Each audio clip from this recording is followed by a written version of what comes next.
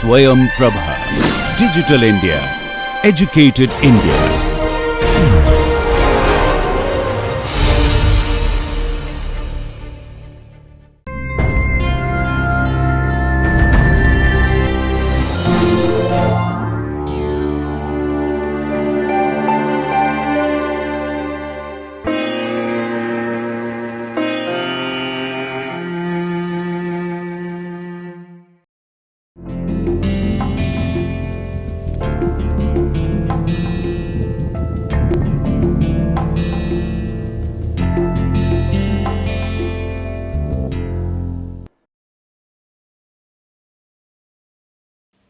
Welcome to the lecture number 27.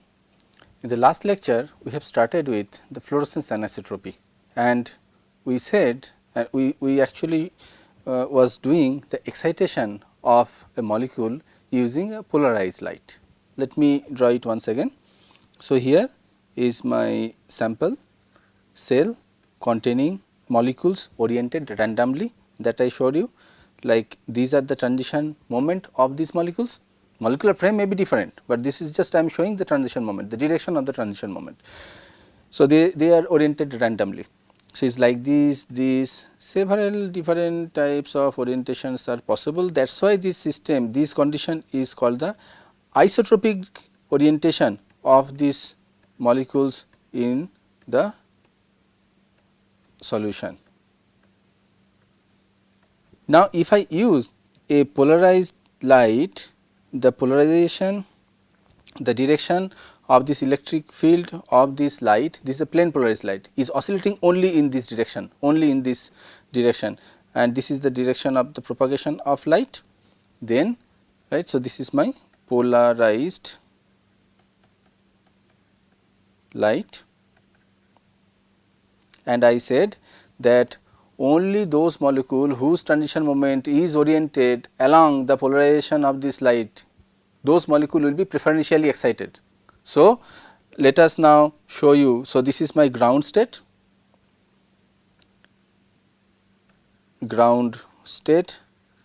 So, I write the isotropic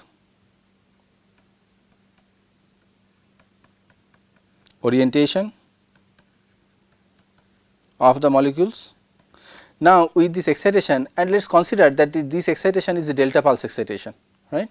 So, I just impose another condition, it will be clear to you, delta pulse, that means this electric field is present only for short time, there is a pulse excitation like we have seen in case of TCSPC or in the up conversion. So, immediately after excitation, because you know excitation takes a very less amount of time. So, after excitation the system will absorb the energy and the molecule will go to the excited state. Those molecules whose transition moments are parallel, right, to the electric field of the plane polarized light. That means, this guy and this one. So, let me draw over here. So, one will be here, another will be here, another is here, and then let us say this one. So, another will be here, let us say this one, then another will be here, and where, well, let us say this one. So, another will be here. So, these many molecules are now promoted to the excited state. So, here I can write this is my excited state, and this is the anisotropic situation, anisotropic orientation. So, this is my excitation, right.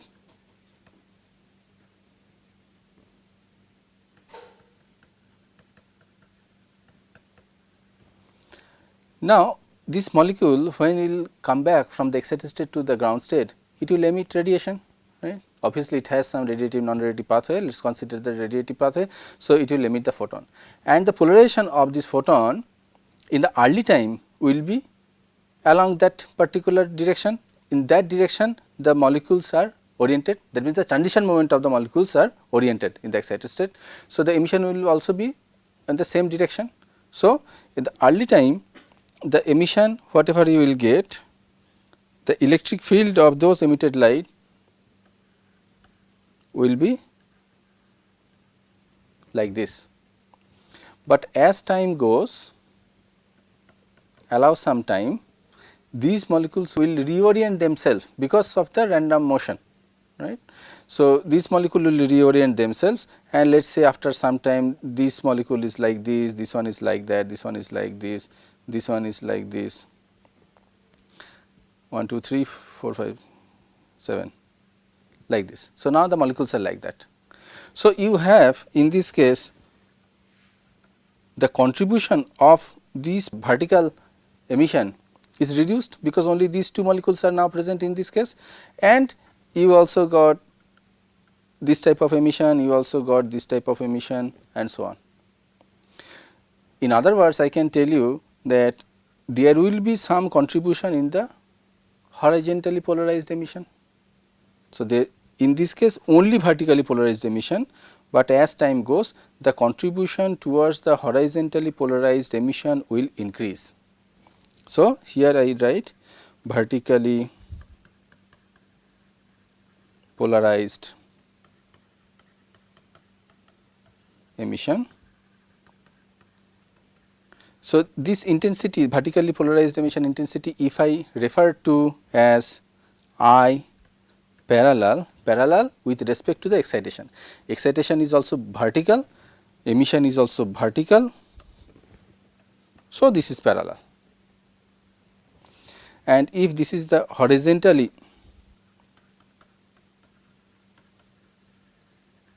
polarized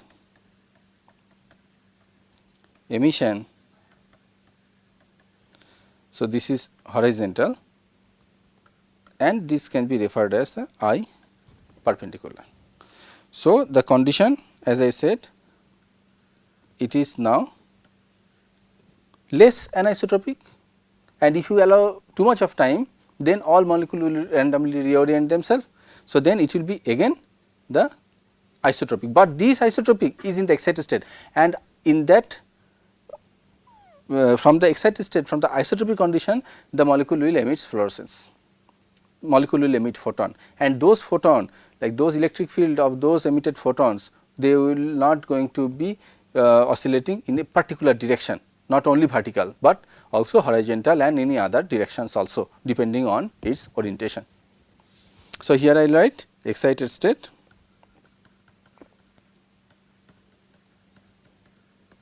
but isotropic.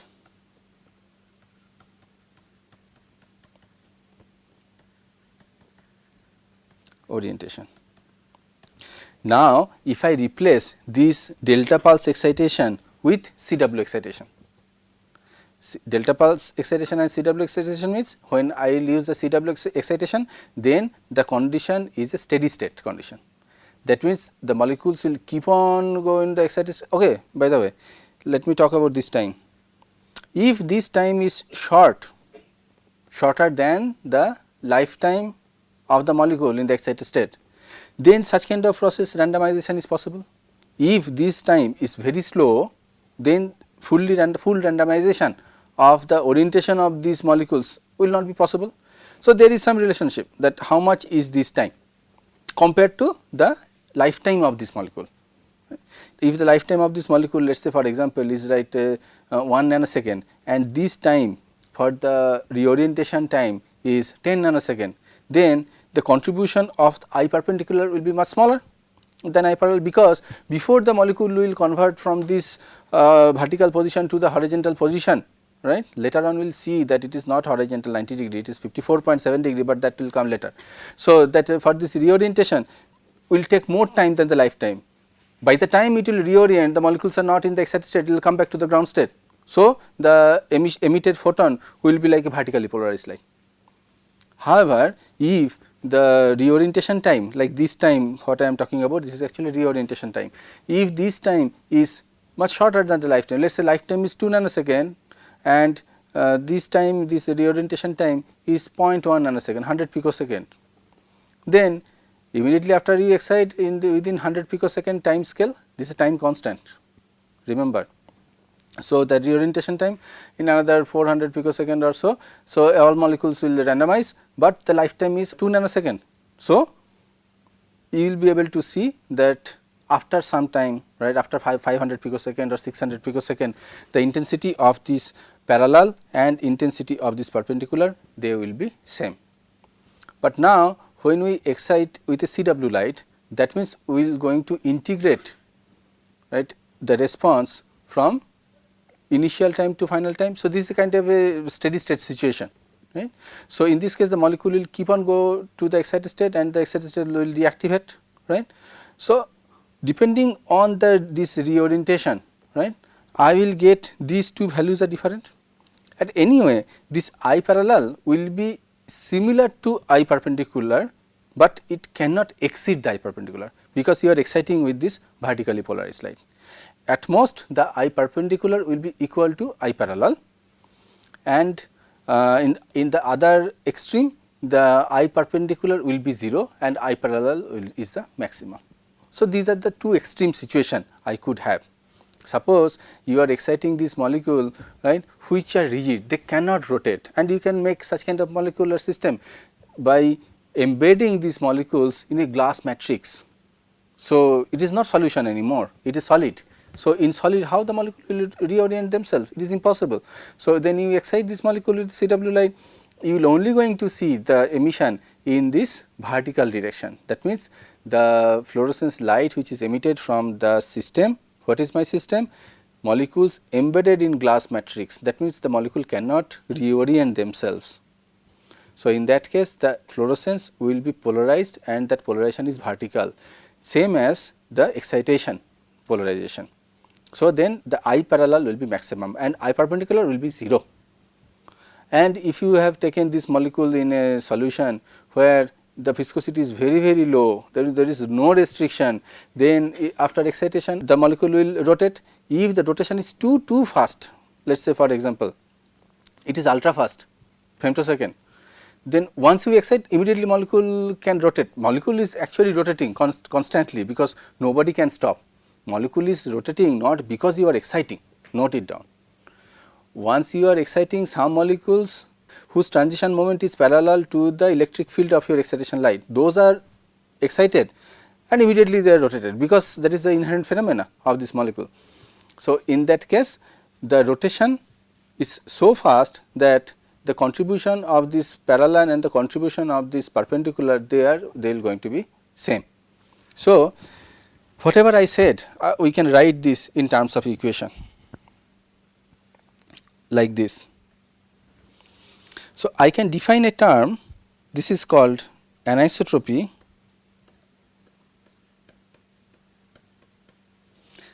denoted as R equal to I parallel minus I perpendicular by I parallel plus twice I perpendicular.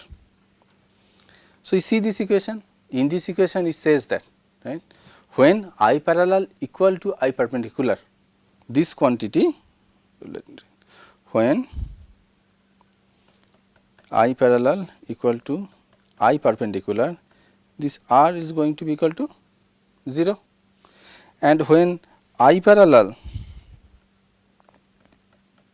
is much greater than I perpendicular,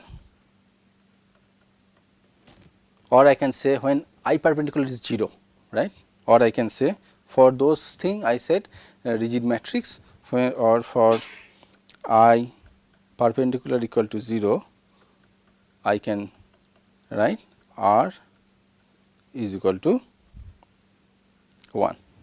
So, the value of R ranges from 1 to 0. By looking at this value of R, I can comment on the rigidity of the system. If R is coming to be very high, it is very difficult to tell that R is 1, because it is not, but still I am telling. So, anyway, if the R value is let us say 0.4, it means that the reorientation is not that feasible. But if R is very small, 0.001, 0.005, that means the reorientation is very fast. So, qualitatively I can comment, and if you recall your Stokes-Einstein-Debye relationship, right, this reorientation depends on the size of the system. If size is small, reorientation is fast, size is large, reorientation is slower, and so on, right. So, this R can be directly related to the size of the macromolecule, which I will come later. Let us continue in this direction. Okay. Now, question is how I am going to measure this R, right? That is my question. Let us try to draw some experimental setup by which we will going to measure this R value. So, here is my excitation.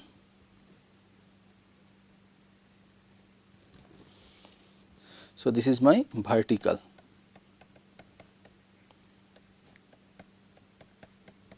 excitation, and here is your sample, looks good, and emission is collected at the right angle, and I have emission monochromator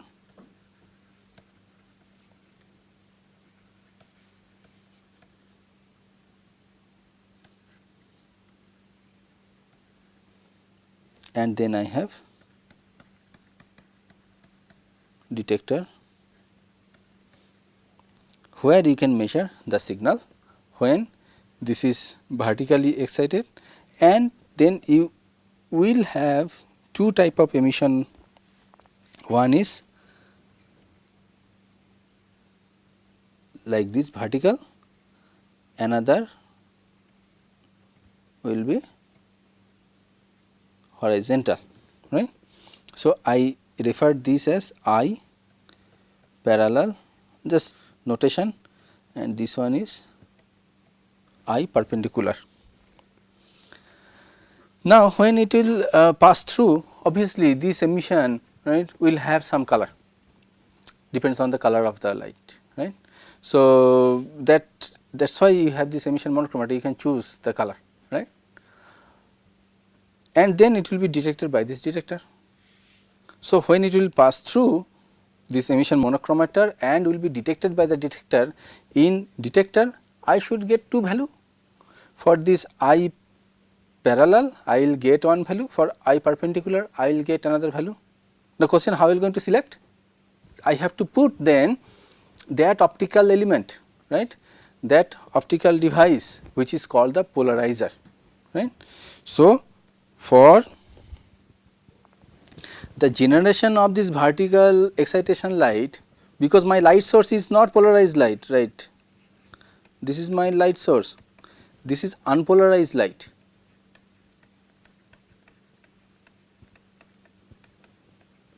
So, once you use that kind of device like is called polarizer,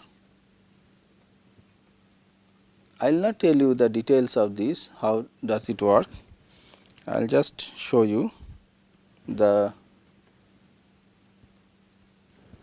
use of it. So, this is my polarizer. Okay. To make this vertical excitation light from this unpolarized light source, you have used this polarizer. Now, this fluorescence again is not polarized anymore because of the reorientation under the constant excitation. So, both vertical and horizontal component and in between all those things, everything is there, but we are interested only in the vertical and horizontal, which is referred as I parallel and I perpendicular. So, to select whether I will take the I parallel or I perpendicular, I also need to use this one, right. So, let me draw this over here, let us say here,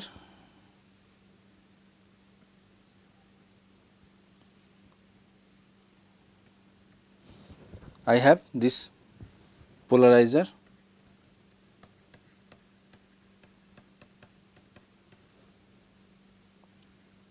but generally it is called not polarizer, same thing, this one and this one, they are exactly same thing, but as you are using these to analyze the emitted light. So, it is called the analyzer.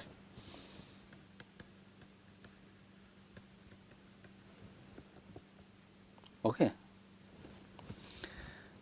Now, if you put this analyzer in this direction, you will get vertically polarized light coming out of this, other lights will be blocked. If you rotate it, rotate to like this, then the horizontally polarized light will come pass through, other lights will be blocked. So, in that case you will be able to measure I parallel and I perpendicular independently by setting the orientation of this analyzer, which is nothing but a polarizer. Okay. So, here is the vertical excitation and here is the horizontal emission, right. This is the vertical excitation, this is my horizontal emission and here is my vertical emission. So, in the detector what we are going to measure is these two intensities, either I parallel or I perpendicular. Now, as you know, as I already have discussed, right, when a particular intensity of light, that means a particular photon flask is arriving to the detector through the monochromator. The monochromator has a specific throughput, which is obviously waveframe dependent, that we have discussed earlier. That is what all those emission corrected emission spectra, all those things comes into picture. So, when a particular intensity is coming through emission monochromator and then being detected at the detector, that value will be different, right. There will be some proportionality constant. I parallel, if it is 1000, obviously in detector you will not going to get 1000, it should be multiplied with some factor. Those factors are coming from the throughput of the emission monochromator and the detection efficiency of the detector, right, some, but that should be proportional. So, in this case let me write the intensity which is detected at the detector for this I parallel light as I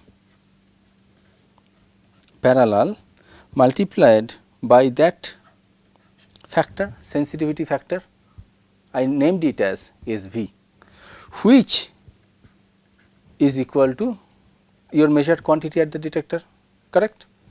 So, let me name it as I, what shall I name? Let me name it as I VV, because here is my V and here is my V. So, that is why I name it as VV. So, I VV. Now, when you will set the analyzer for the detection of the I perpendicular, obviously that light intensity will be I perpendicular and that has to be multiplied with that sensitivity of the monochromator and the detector. So, I will write I perpendicular multiplied by the sensitivity of the monochromator and detector for the horizontally polarized light. This was for vertically polarized light. This is SV for vertically polarized light. But for horizontally polarized light, this sensitivity is not same as the vertically polarized light, they are different. So, here this sensitivity is for horizontally polarized light.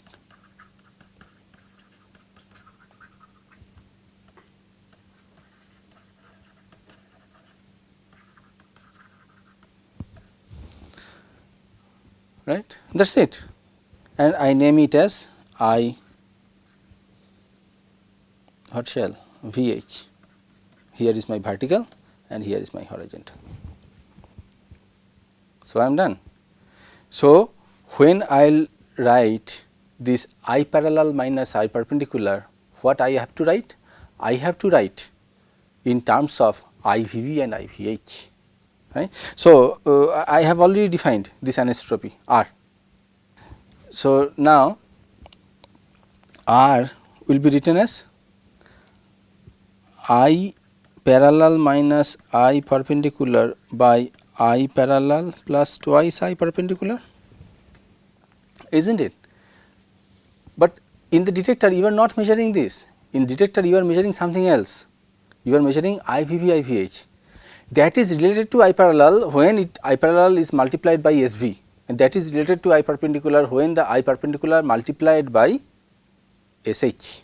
So, I will write this as IVV by SV minus IVH by SH, right. Here I parallel equal to IVV divided by SV divided by IVV by SV plus 2 IVH by SH. Now, if I multiply both the numerator and denominator by SV, what will happen? Simply it will be IVV minus SV by SH into IVH divided by IVV plus 2 SV by SH into IVH. So, you see here this is your measured quantity, right. This IVV is your measured quantity, IVH is your measured quantity. So, what you got, that IVV has to be subtracted with IVH when multiplied by with this factor. So, this SV and SH, this is fixed for a particular monochromatin detector, right, and this is a ratio of two constant. So, I can replace this ratio of two constant with one constant. So, let me write this as another constant IVV minus G IVH divided by IVV plus 2 GI VH. That means, whatever you are going to measure in the detector, you have to multiply with a factor. Whatever the value of IVH you will measure in the detector, you have to multiply with a factor. So, this is known as G factor. You have to multiply with this G factor, then only you will be able to calculate what is the value of anisotropy, otherwise you will not be able to calculate that. Now, my question is, how I am going to determine what is the value of G, right. That is my that is what we are going to do now. Now, let us consider that same experimental setup we are going to use, like you see here, this is the same, like this same experimental setup as I have shown over here, we are going to use. Let us write it over here once again. So, I am just writing a part of that, not the whole setup, because it is not necessary. So, here is your cuvette,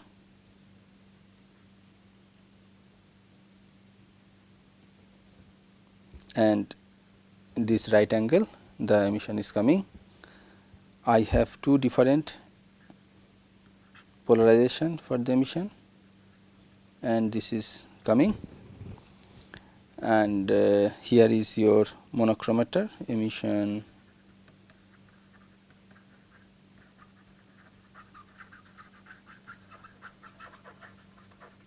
monochromator, and then here is your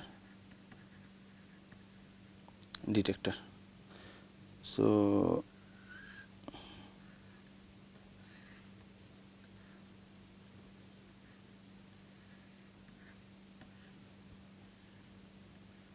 and here is your output signal.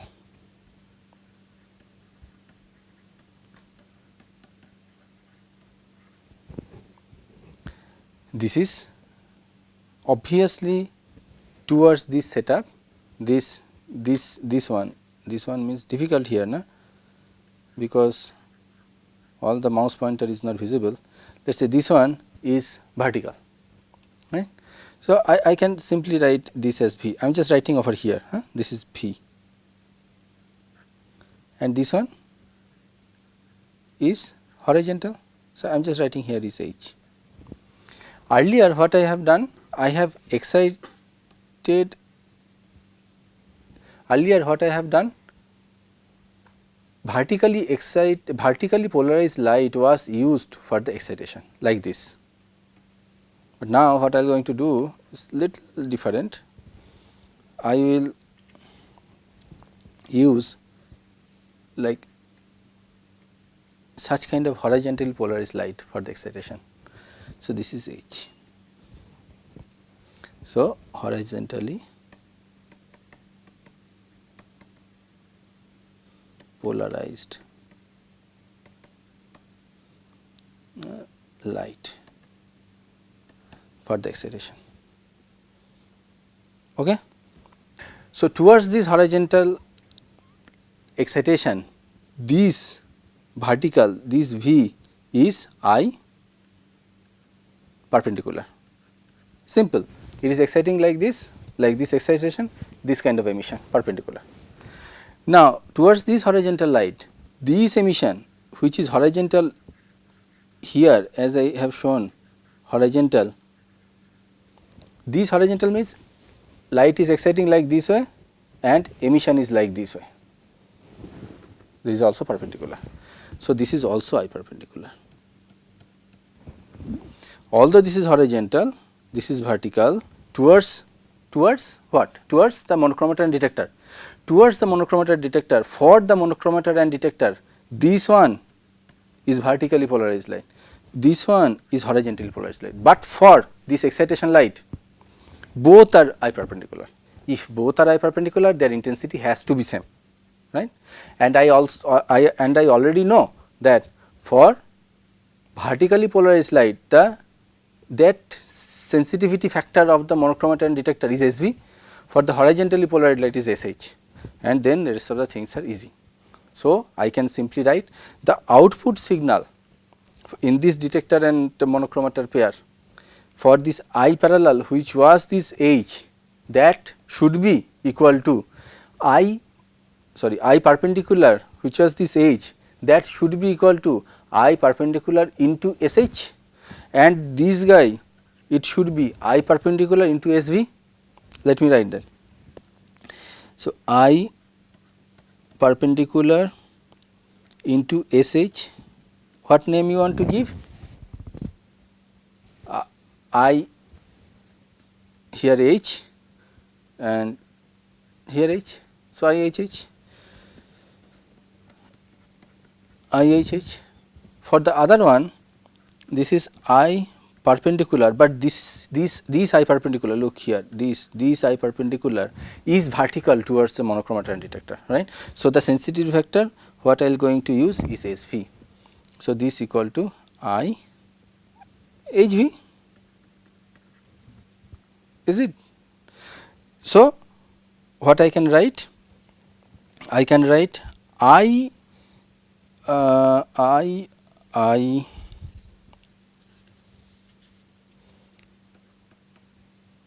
HV divided by I HH equal to SV by SH into I perpendicular by I perpendicular, which is nothing but SV by SH, and that I already have defined as my G